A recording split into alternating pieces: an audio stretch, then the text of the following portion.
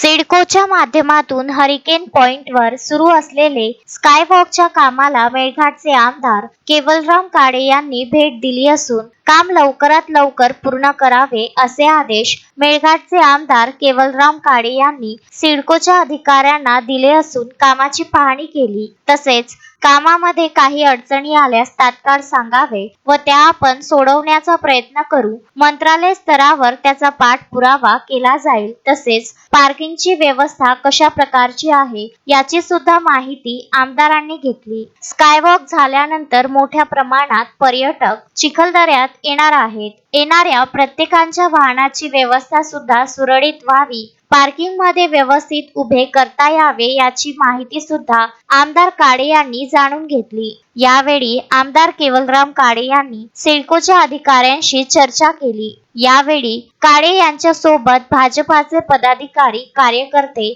तसेच पत्रकार मंडळी उपस्थित होती.